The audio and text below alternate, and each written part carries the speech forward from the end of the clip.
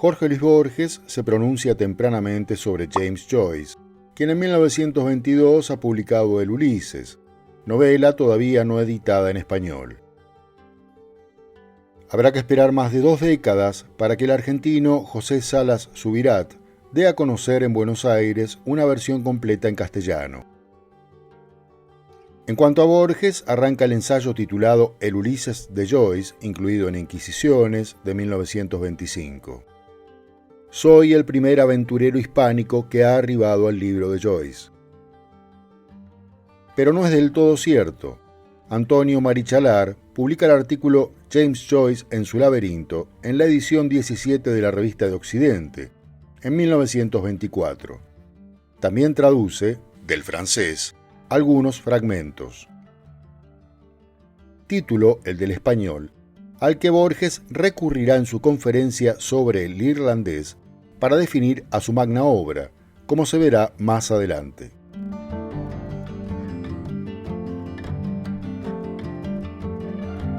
Joyce ya había publicado en 1914 su único volumen de cuentos, Dublineses, y 2 años más tarde la novela de aprendizaje Retrato del artista adolescente.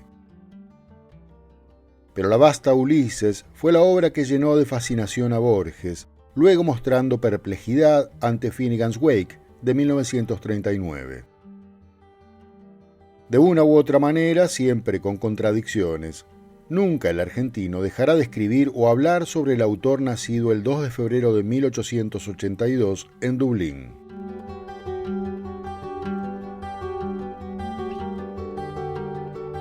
En el mencionado ensayo, confiesa no haber leído la novela, sino solamente a retazos, pero afirma: sé lo que es, al calificarla como ilustre, porque en sus páginas bulle con alborotos de picadero la realidad total.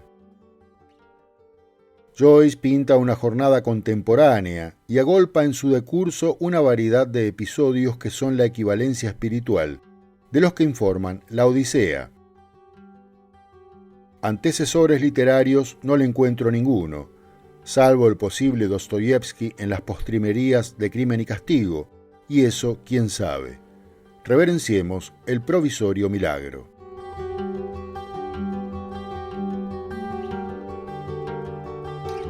Es millonario en vocablos y estilos, sostiene Borges, aseverando que Joyce es audaz como una proa y universal como la rosa de los vientos. Finalmente, cita a Lope de Vega cuando habla acerca de Góngora. Sea lo que fuere, yo he de estimar y amar el divino ingenio de este caballero, tomando de él lo que entendiere con humildad y admirando con veneración lo que no alcanzare a entender. El argentino admira, sobre todo, lo que el novelista hace de la lengua en su Ulises. Joyce es en inglés, lo que Borges pretende de sí mismo en castellano. Con los años y la madurez, a su manera, lo logrará.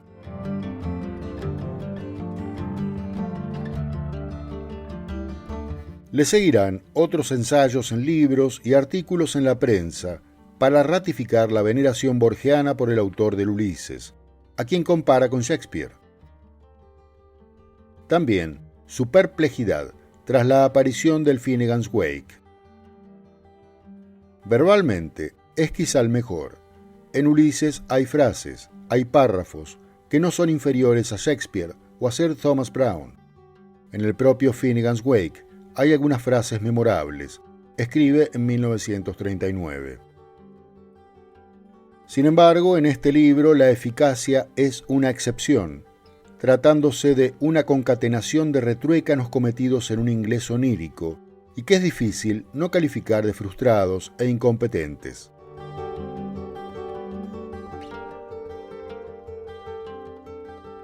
Más allá de todos estos episodios que jalonaron la admiración de Borges por Joyce, será en 1960 cuando el argentino terminará por definir, oralmente, todo lo que para él es el universo literario del dublinés. En una de las muchas conferencias magistrales que brinda alrededor del mundo, Borges vuelve a considerar a Joyce como el escritor más importante del siglo XX.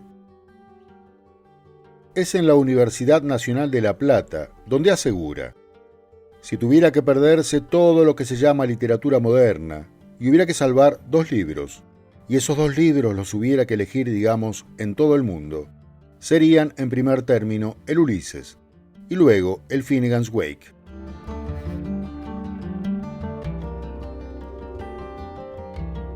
Para terminar, reproducimos completa en la voz del propio Borges esa conferencia titulada simplemente James Joyce. Que la disfrutes. No olvides dejar tu comentario, compartir el video, darle me gusta, suscribirte al canal y activar la campanita de notificaciones. Y por favor, seguí mirando alguno de los videos que se recomiendan al final de este. Muchas gracias.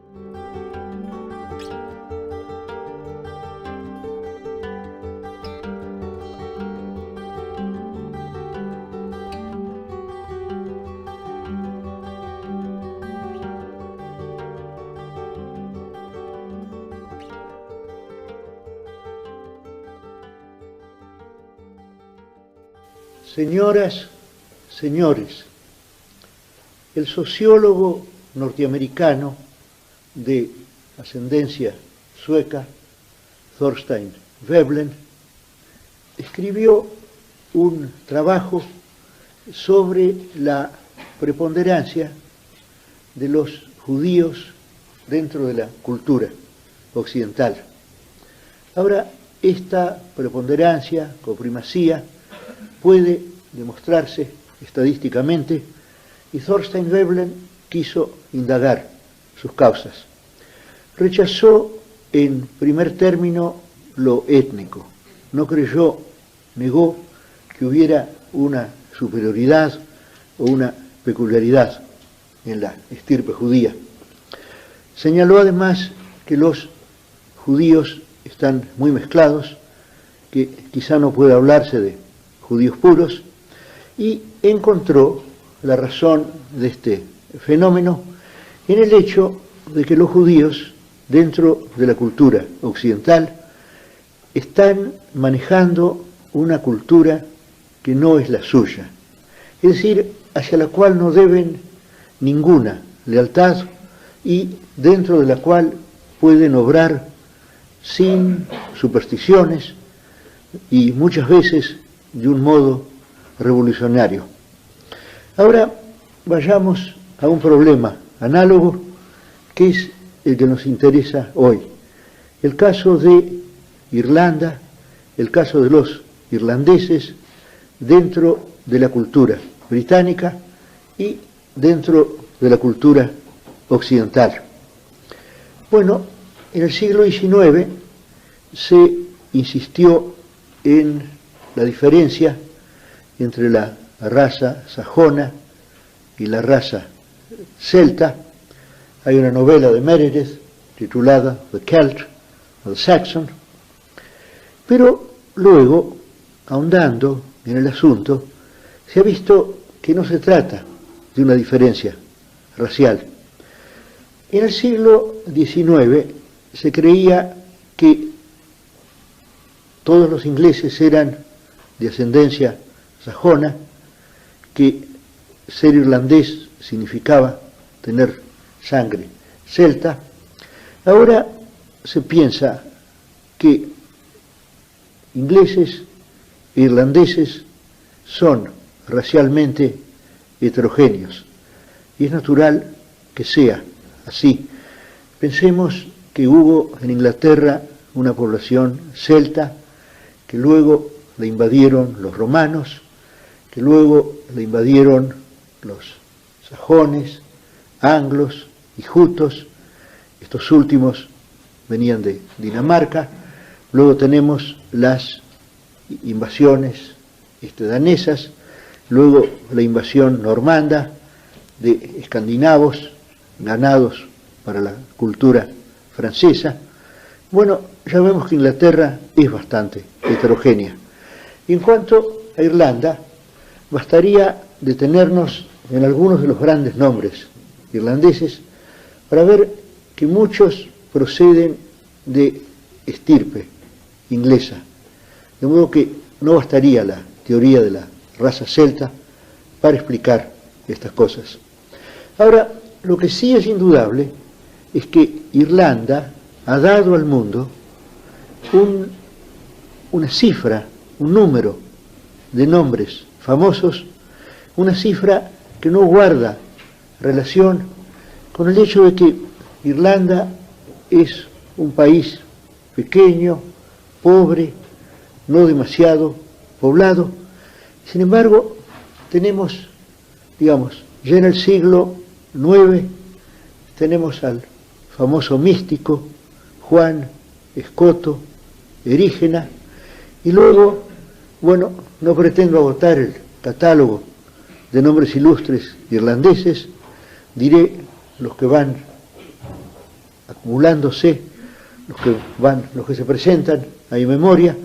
Bueno, pensemos en Wilde, pensemos en Yeats, de quien Eliot ha dicho que es quizá el mayor poeta de lengua inglesa de nuestro tiempo.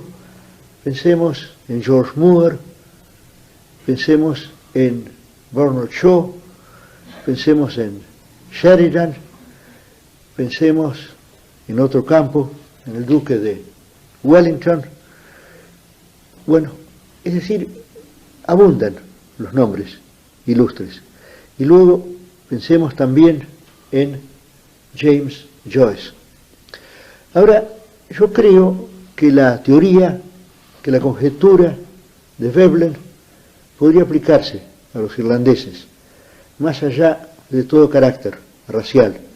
Y entonces podríamos decir que los irlandeses viven dentro de la cultura inglesa, manejan a veces espléndidamente la lengua inglesa, y sin embargo se saben no ingleses, es decir, no deben una lealtad especial a la tradición o a las tradiciones inglesas. Y entonces pueden encarar lo que hacen desde un punto de vista revolucionario. Y si ustedes me permiten, un paréntesis, tal es o tal podría ser o tal ya ha sido, en ciertos casos, nuestra actitud de americanos. Nosotros participamos en la cultura occidental, manejamos una lengua occidental, el español, y sin embargo nos sabemos no europeos, no españoles.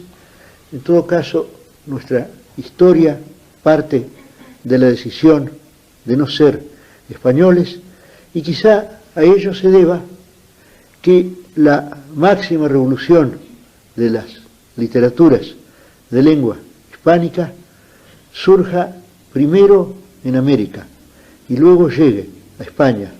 Estoy pensando, evidentemente, en el modernismo, en Rubén Darío, en Jaime Freire y, not least, en Leopoldo Lugones. Bueno, ahora volvamos al caso de Joyce, que es el que nos interesa hoy. No sé cuál es exactamente la ascendencia de Joyce. Sé que su padre era un recaudador de impuestos, que la familia era católica, por eso Joyce fue educado por los jesuitas. En cuanto a la ascendencia celta, sé que Joyce, contrariamente a sus compañeros de generación, no se interesó mayormente al principio en ella. Cuando los irlandeses estudiaban su antigua lengua celta, el Erse, Joyce recordó que Dublín había sido un puerto de vikings daneses, que en Irlanda había habido dinastías de reyes escandinavos. Es decir, que en la raíz de Irlanda estaba no solamente lo celta, sino lo escandinavo.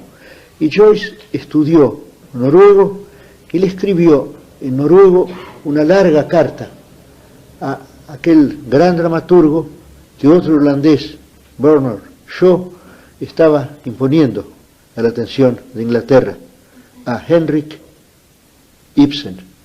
Y en el último libro de Joyce, en aquel enigmático y vertiginoso Finnegan's Wake, hay, nos dicen, muchas palabras escandinavas, muchos calambur hechos con palabras escandinavas. En cuanto, ya que conviene fijar en el tiempo a Joyce, cabe recordar estas pocas fechas. Joyce nace en Dublín en 1882. Publica la obra que lo hará famoso y escandaloso en el mundo, el Ulises, hacia, creo que en 1922, y luego muere en 1941. Ahora, la vida de Joyce transcurre lejos de Irlanda. Él mismo dice en el retrato del artista adolescente, una novela evidentemente autobiográfica, que él se propone dejar a Irlanda y trabajar con 3 armas. Y esas 3 armas son el silencio, el destierro y la astucia. Silence, exile and cunning. Son las palabras usadas por Joyce en la última página del retrato del artista adolescente.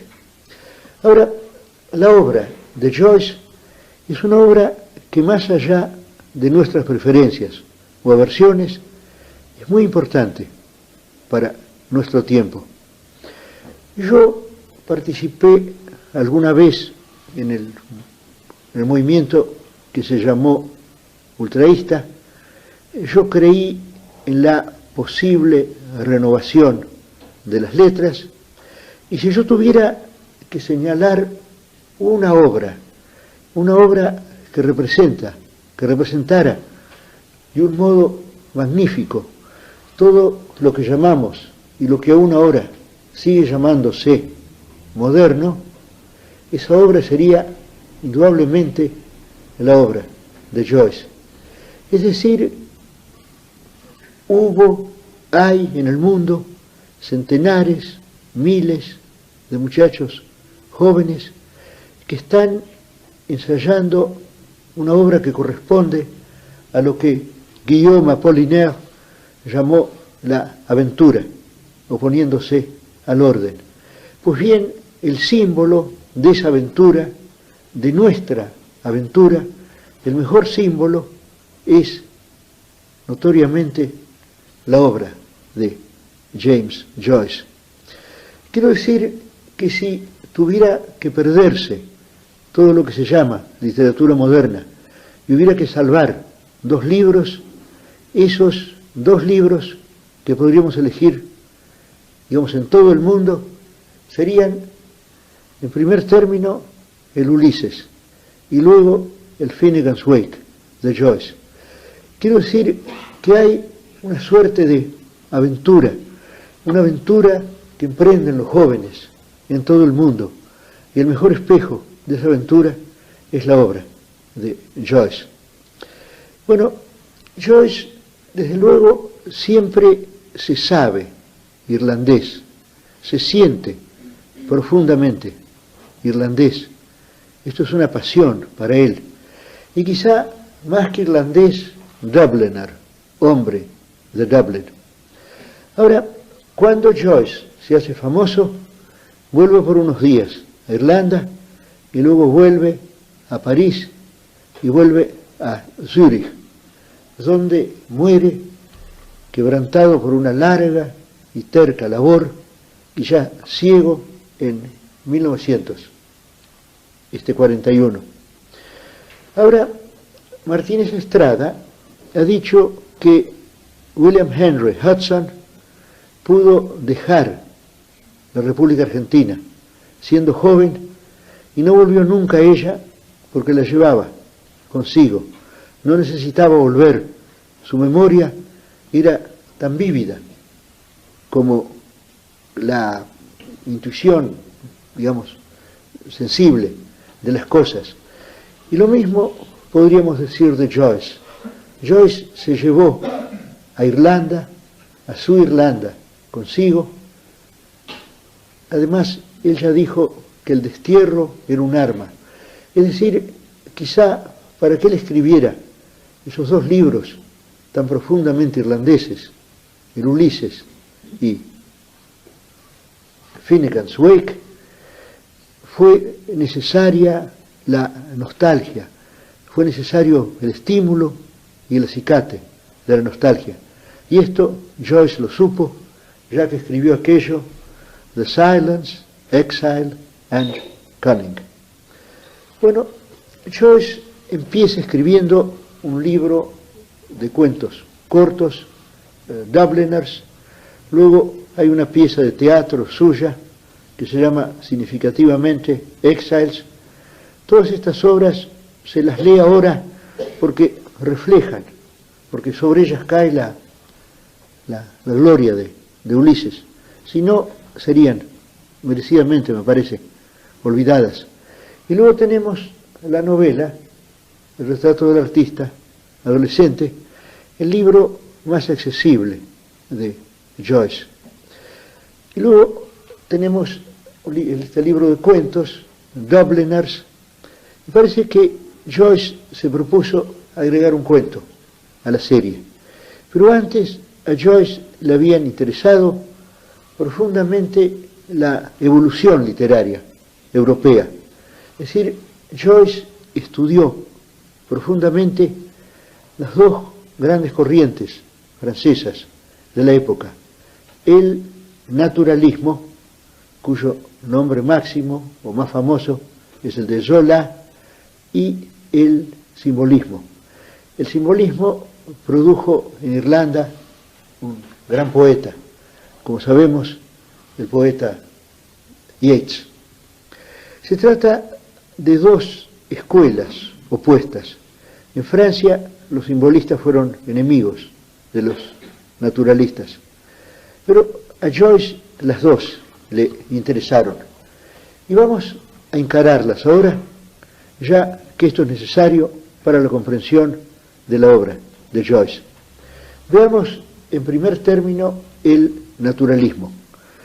Los naturalistas se proponían ofrecer a sus lectores des tranches de vie, tajadas de vida.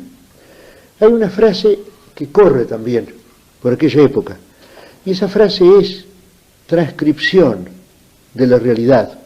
Es decir, los naturalistas, aunque algunos de ellos, especialmente Zola, tenían una poderosa imaginación, una imaginación visionaria, decían solo querer transcribir la realidad. Y vamos a analizar esta frase.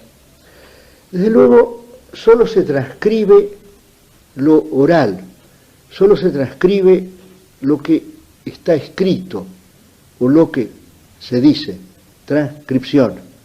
En cambio, buena parte de la realidad no es oral. De modo que ya en este programa que parece modesto de transcripción de la realidad hay algo imposible. Es decir, se puede transcribir lo que una persona dice, o un escritor puede manejar un estilo escrito que se confunda o que parezca confundirse con el estilo oral. Pero la mayor parte de la realidad no es oral. Hay una parte de nuestra realidad que es visual, otra es olfativa, otra es táctil, otra es gustativa, y luego tenemos también la memoria hecha de imágenes, y tenemos las pasiones. Nada de esto puede transcribirse directamente. Sería posible transcribir la realidad si esta fuera simplemente verbal, pero es muchas otras cosas. Es memoria y pasión y nostalgia y voluntad. Bueno, tantas cosas que no son palabras. Ahora, a Joyce le interesa también el simbolismo. El simbolismo quiere lo contrario del naturalismo. El simbolismo cree que nada puede expresarse, que el escritor debe proceder por sugestión. Y en este sentido, el simbolismo está más cerca de la eterna tradición, de las eternas tradiciones de la literatura, que el naturalismo. Veamos qué son las palabras. Las palabras son símbolos, pero para que esos símbolos obren, es necesario que sean símbolos compartidos. Por ejemplo, si yo hablo de la Plaza Constitución, esto despierta una imagen en todos nosotros, porque la conocemos. Pero si yo les hablo de la calle Congress en Austin, por ejemplo, esto no tiene por qué despertar ninguna imagen precisa. Ahora, los simbolistas querían proceder por sugestión. Y la metáfora en gran parte es una sugestión. Y quizá las metáforas o las imágenes más felices son no las que declaran las cosas, sino las que las sugieren. Recuerdo en este momento una imagen de Mallarmé, y es curioso que Mallarmé es simbolista, y sin embargo yo voy a citar una imagen de Mallarmé, digamos, que es lo contrario de simbolista, que marca demasiado las cosas, me parece. Mallarmé habla de una pareja de amantes, y entonces la llama le blanc couple nageur, la blanca pareja nadadora. Ahora esto, desde luego, es vívido, pero al mismo tiempo es demasiado vívido. Aquí Mallarmé no fue muy simbolista. En cambio, recuerdo un poeta del siglo XIV, Chaucer, y Chaucer en Troilo y Criseida dice: "O lovers ye that bathed in gladness", oh amantes que os bañáis en la alegría. Y aquí la palabra bañáis sugiere la desnudez. La palabra bañáis sugiere también lo que dice de un modo demasiado explícito Mallarmé. Es decir, en este verso, aquel lejano poeta del siglo XIV fue mejor simbolista, obró de acuerdo con las normas del simbolismo, más ciertamente que Mallarmé, cuya imagen es tan explícita que es torpe y que notamos enseguida las diferencias entre la natación y el abrazo, digamos. Bueno, a Joyce le interesaban ambos métodos. Casi podríamos decir que a Joyce le interesaba todo lo que fuera literatura. Joyce no fue un pensador importante. Joyce, la vida de Joyce es una vida común. Tuvo la pasión política que tuvo su época, fue conscientemente y a veces agresivamente irlandés, buscó deliberadamente modelos en Francia para no buscarlos en Inglaterra. Las ideas de Joyce son ideas comunes. Lo que lo diferencia de todos los hombres es su pasión literaria, es el hecho de haber entregado su vida a la literatura. Joyce había escrito el libro Dubliners y luego pensó agregar un cuento a la serie. Y el argumento de ese cuento, que era un argumento asaz sencillo, o que pareció sencillo, o que le pareció sencillo a primera vista. Joyce pensó en un personaje bastante común, Leopold Bloom, un judío un poco perdido en Dublín, y en un día de ese hombre. Ahora, lo que le interesaba a Joyce es que ese hombre sabe que su mujer lo engaña, sabe que su mujer va a engañarlo ese día, y él tiene que cumplir con sus tareas.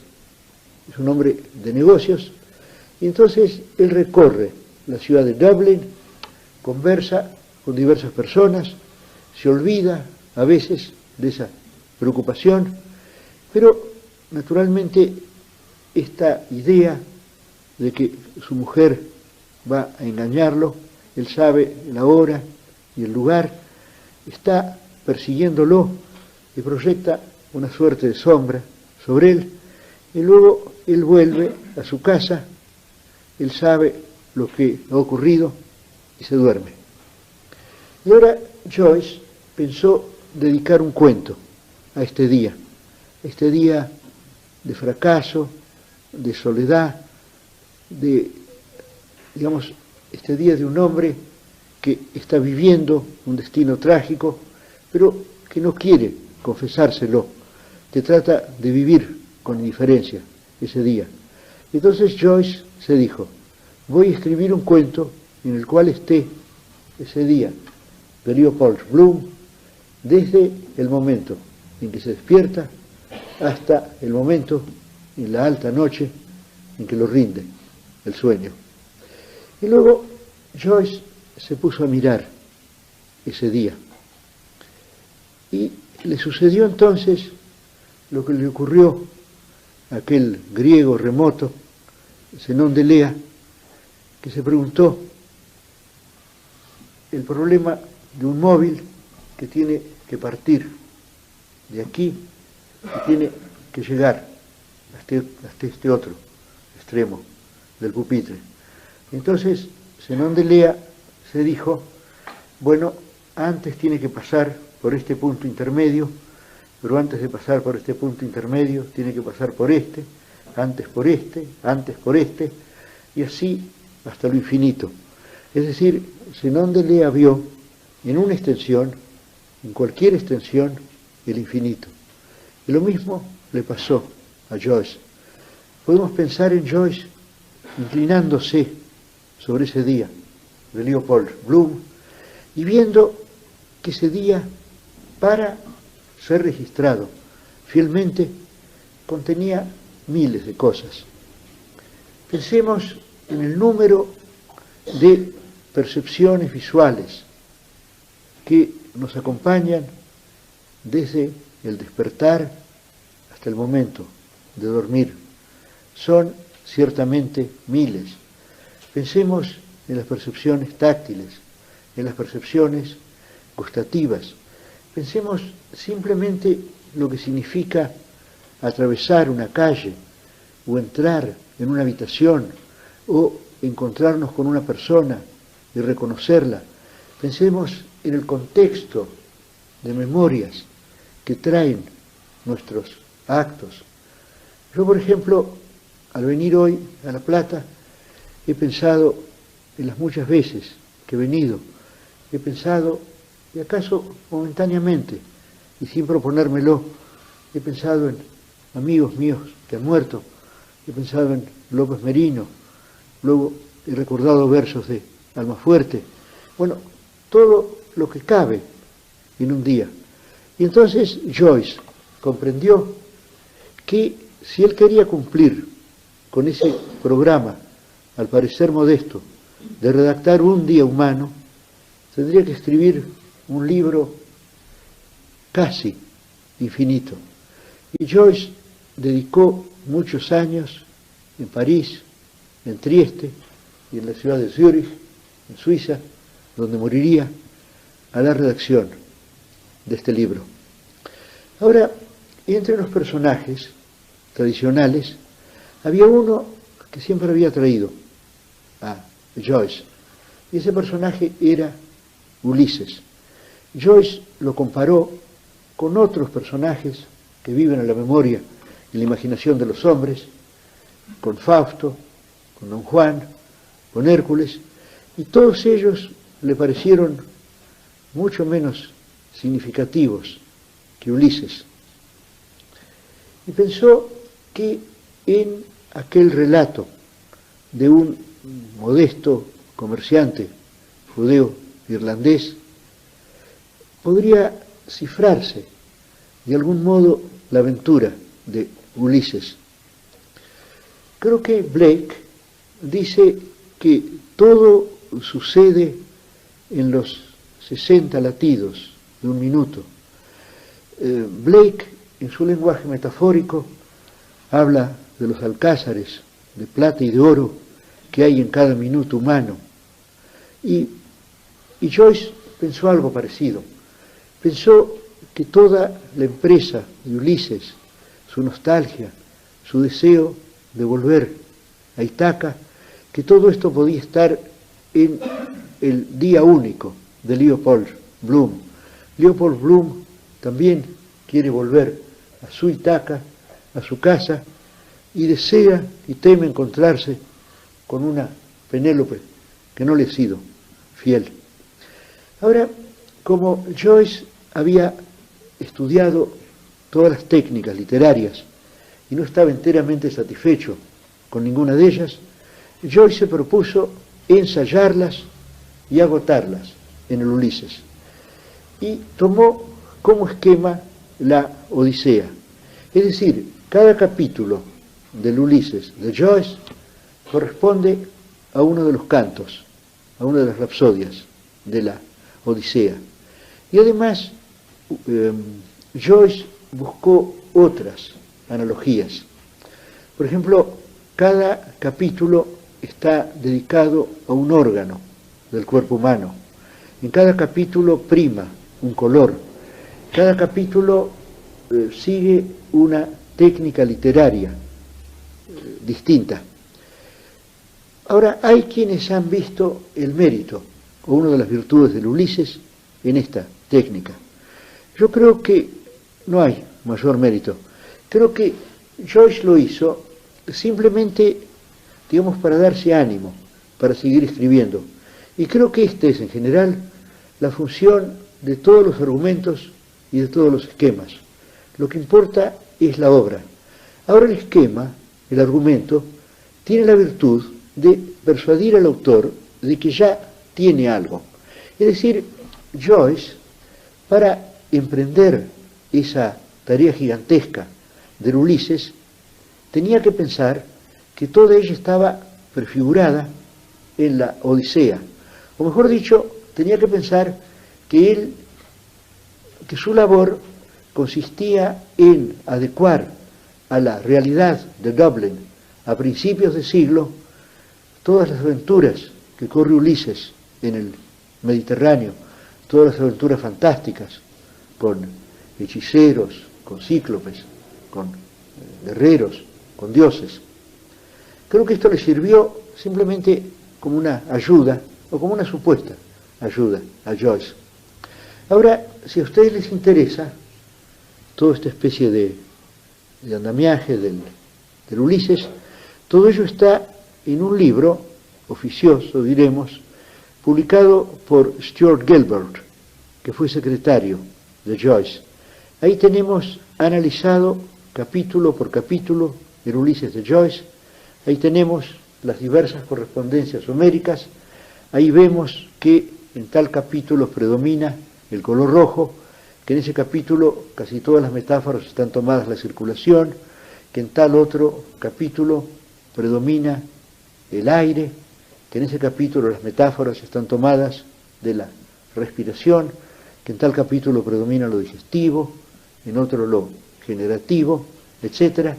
Y además que hay una figura retórica que predomina en cada capítulo. Y luego tenemos así, al final de la obra, tenemos un capítulo escrito en forma de catecismo. Ahí el método naturalista está llevado a su extremo. Ahí, por ejemplo, se nos dice exactamente el ángulo desde el cual los personajes miran. Ahí se nos dicen los nombres de los libros que hay en la biblioteca. Es un capítulo lleno de datos precisos. Y luego, el último capítulo es el que ha influido más en toda la literatura contemporánea, y es el largo monólogo interior de la mujer de Bloom, lo que la mujer de Bloom piensa antes de dormir. Ahora, en la Odisea tenemos el tema de Ulises y de Telémaco. Y en el Ulises de Joyce tenemos a un personaje, Stephen Dedalus, que es el mismo. Ulises es el mismo Joyce, que busca a su padre y que finalmente lo encuentra en Bloom. Dédalos es el Telémaco de esta Odisea. Ahora, ¿qué podemos decir del Ulises?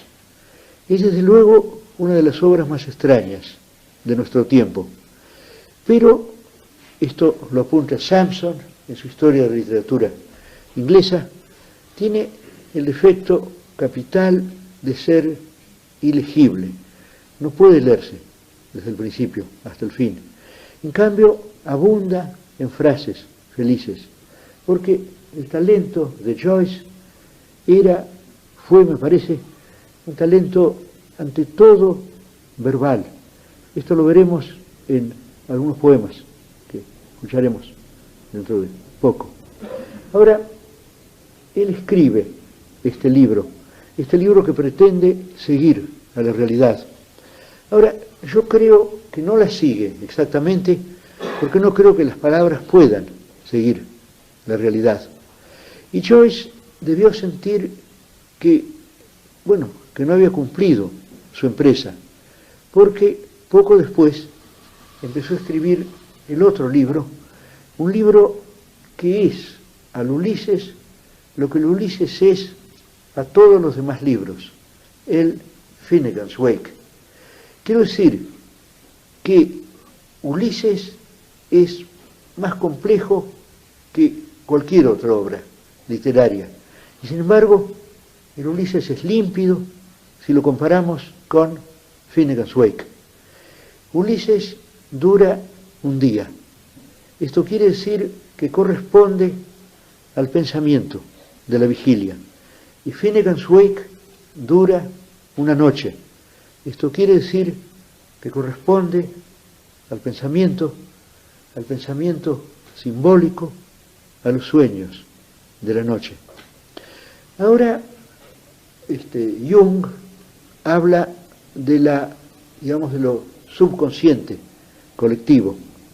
Esto quiere decir que en cada uno de nosotros habría una pequeña área, una superficie que corresponde a la conciencia, y luego una suerte de esfera o de cono de sombra que corresponde a la subconsciencia, y esto estaría representado en los sueños. Hay otra diferencia, además.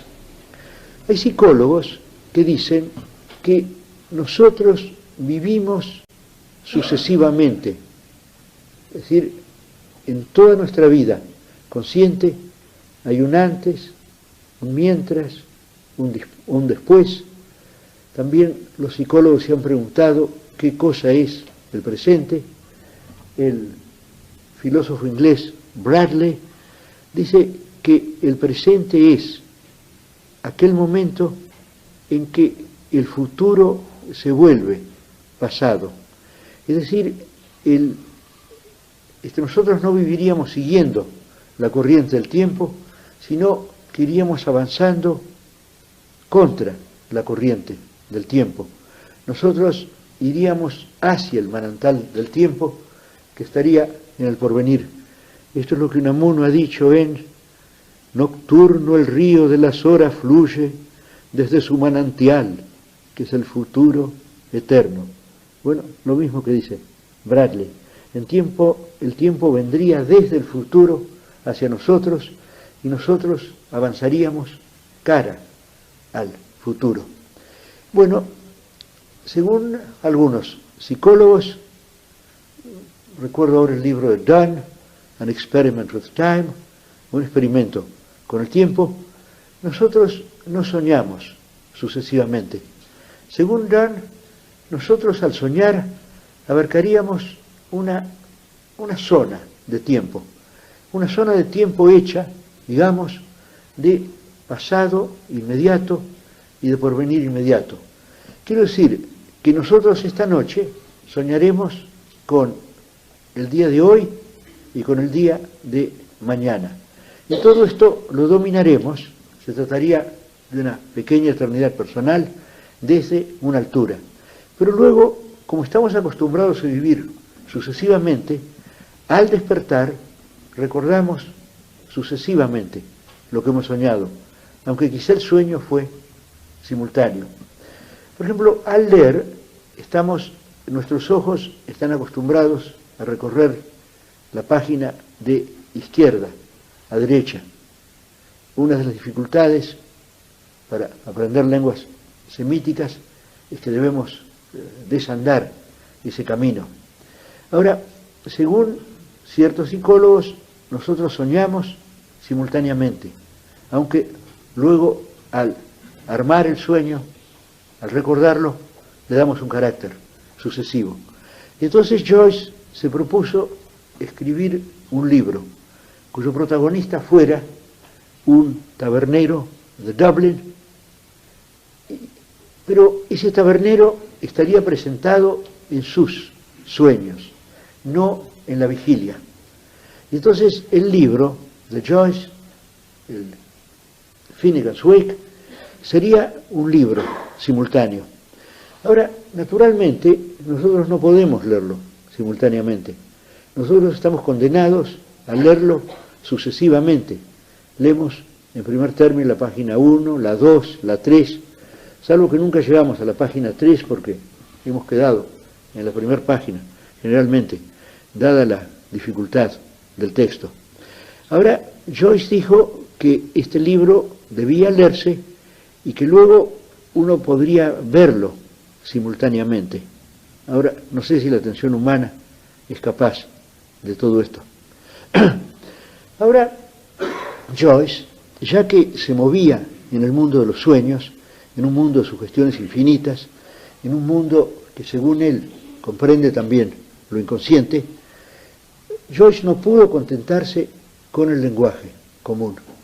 Entonces resolvió escribir todo un libro hecho de neologismos. Y veamos ahora cuál es el mecanismo de esos neologismos. Voy a empezar con algún ejemplo en español que aclarará estas cosas. Este ejemplo pertenece a Marcelo del Mazo, autor de aquel tríptico del tango. Marcelo del Mazo, amigo de Evaristo Carriego. Había en Buenos Aires orquestas de cíngaros, es decir, de gitanos. Y alguien habló de una confitería en que tocaba una orquesta de cíngaros y preguntó si realmente eran cíngaros. Entonces Marcelo del Mazo dijo, bueno, cíngaros no, gríngaros, diremos, es decir, gringos que hacen de cíngaros. Bueno, y ahora, bueno, veamos esta palabra en que se unen dos, gringos más cíngaros, gríngaros. Ahora veamos un ejemplo de Laforgue, un poeta simbolista. Laforgue habla de volupté.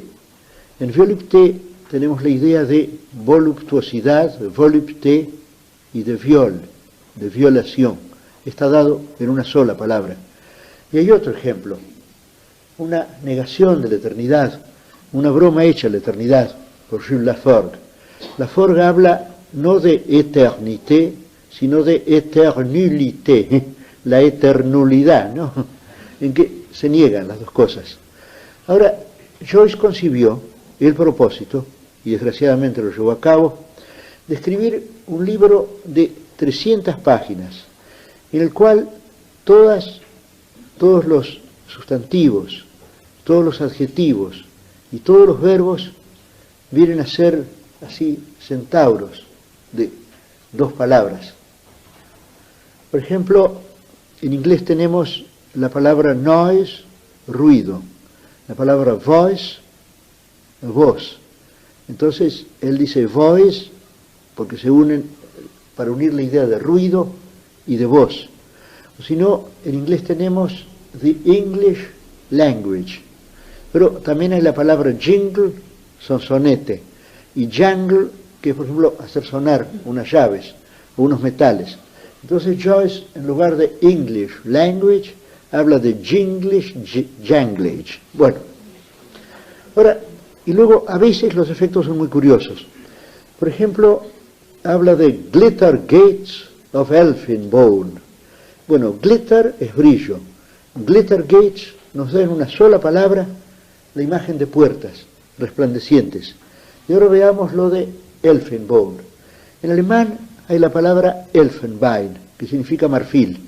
Pero Elfenbein podría interpretarse como huesos de elfo. Pero naturalmente la etimología no es esa.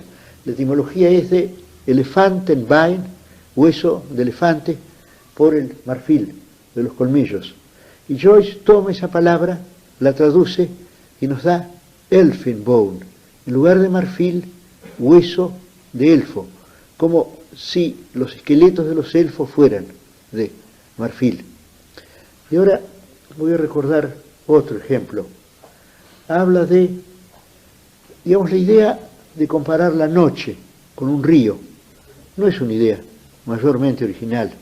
Sin embargo, veremos lo que hace Joyce con esto. Se habla, bueno, la noche que fluye. Y Joyce habla de the rivering waters of, las aguas, y luego tenemos rivering, que es un participio hecho de river, de río. The rivering waters of, the hither and thithering waters of. Ahora, hither and thither es acá y allá, acá y acullá. Pero hithering and dithering es un verbo que nos da la idea de un movimiento en muchas direcciones. Y así Joyce escribe al final de uno de los capítulos de Finnegan's Wake: the rivering waters of, the hither and thithering waters of night, después, que resuelve lo anterior. Ahora, todo esto es verbalmente espléndido, pero no sé si esto cumple la empresa, acaso humanamente imposible, que se impuso Joyce. Virginia Woolf ha encontrado quizá la mejor definición de Ulises y de Finnegan's Wake. Dice que se trata de terribles derrotas, de gloriosas derrotas. Y creo que así debemos verlas. Es decir, no creo que pueda irse más allá. Se trata de una suerte de reducción a lo absurdo, de reductio ad absurdum, de la máxima ambición literaria. Croce dijo que la literatura, que el arte es expresión. Pues bien, Joyce se propuso expresar. Todo escritor cuenta con una parte muerta del lenguaje. Todos nosotros sabemos que decir fulano entró en una habitación, fulano salió a la calle, esto no es realmente expresar nada. Esto es sugerir al lector una posibilidad de imágenes que no le damos. En cambio, Joyce quiso expresar continuamente. En este juego de palabras compuestas de Finnegan's Wake, una de las dificultades estriba en que a Joyce no le bastó combinar palabras inglesas, sino que combinó sus monstruos verbales con voces inglesas, noruegas, celtas, francesas, griegas, españolas, sánscritas. Bueno, esto hace del libro una suerte de laberinto. Ahora, ¿qué perdura de la obra de Joyce? Yo creo que, en primer término, tenemos, digamos, el ejemplo moral, el haber acometido una obra así, aunque esa obra no resulte victoriosa, no podía ser victoriosa. Y luego, en segundo término, y quizá esto es lo más importante, tenemos el extraordinario talento verbal de Joyce. Por eso Joyce no puede ser juzgado en una traducción. Joyce revisó y colaboró en la versión francesa del Ulises. Sin embargo, si comparamos esta versión con la inglesa, veremos que es muy deficiente. Por ejemplo, tenemos algo así como la bougie o spectral lueur en la versión francesa. En cambio, en inglés tenemos esta palabra compuesta, extraordinaria, ghost candle, en que está ghost, espectro, y candle, vela, pero todo esto forma una sola palabra. Ahora, Joyce empezó escribiendo poemas. Estos poemas son realmente extraordinarios. Es una lástima que Joyce, que tomó significativamente el nombre de Dédalus, se dedicara a construir laberintos, a construir vastos laberintos, en los que él mismo se perdió y en los que sus lectores se pierden. Pero ahora, ya que ningún juicio sobre un poeta puede equivaler a la audición inmediata, a la respiración de los versos de un poeta, yo les pido a ustedes que escuchen dos poemas que nuestro amigo Elif va a leer. El primero es un poema bastante breve, está simplemente hecho de melancolía, hecho de desesperación, quizá no haya mejores elementos para hacer un poema. Se llama, creo, She Weeps Over Rahun. Bueno, ¿cómo es el poema? She weeps over Rahun. Sí. Rain on Rahun falls softly, softly falling, where my dark lover lies. Bueno, que yo querría observar qué lindo es Where My Dark Lover Lies, donde yace mi oscuro amante. Oscuro porque está bajo tierra, porque está perdido, sí, porque está muerto.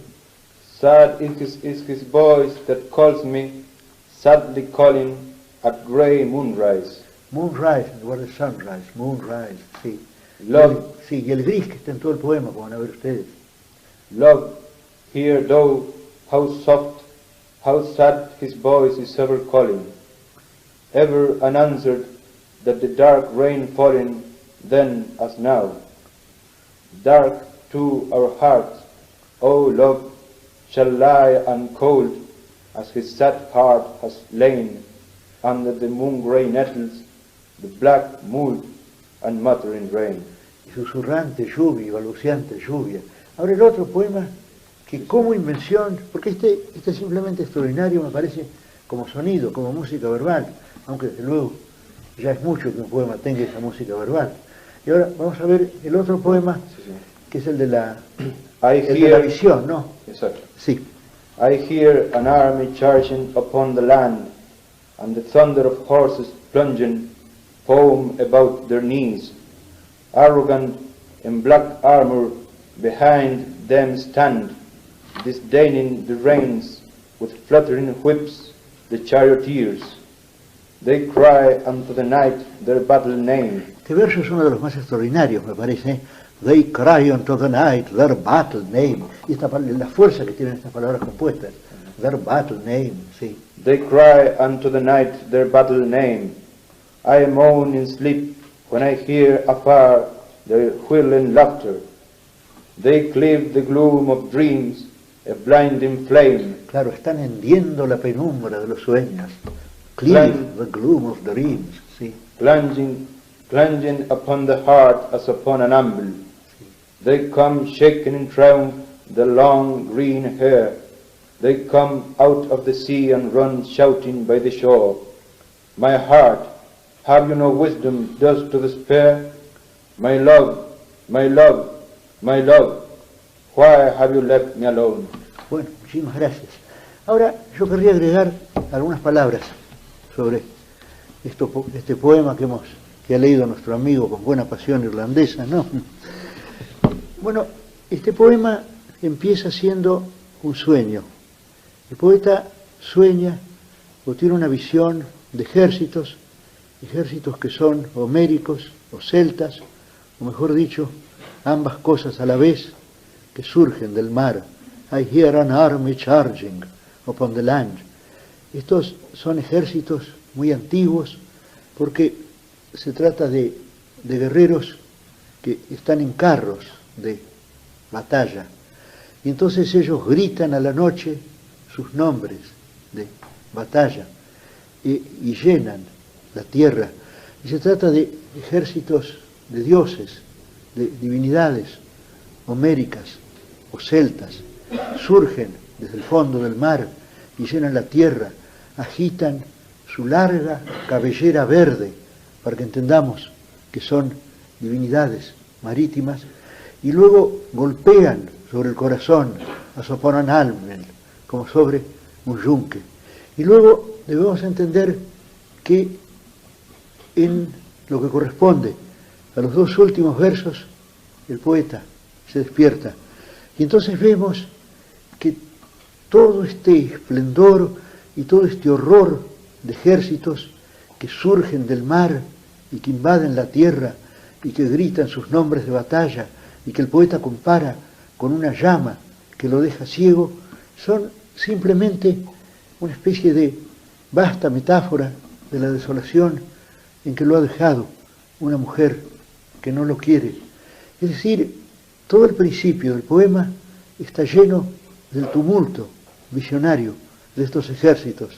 Y luego al final hay simplemente una pregunta como de niño perdido, diciéndole a la amada que por qué lo ha dejado.